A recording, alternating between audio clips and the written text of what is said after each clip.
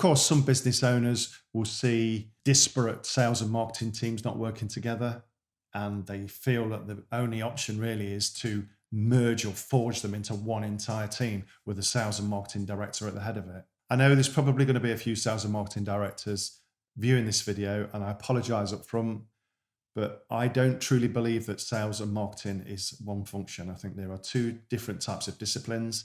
Sales certainly is a completely different type of discipline to marketing. Certainly, modern day marketing is very, very sophisticated and very advanced, and it's a completely different set of skills. On the marketing side, you need to be very creative, not just design, but in terms of ideas and concepts, and pulling out your competitive advantages out of the business and promoting that to your audience. Whereas on the sales side, they need to be better negotiators and understand the buying signals that they see in a prospect and how to read them and how to work around them.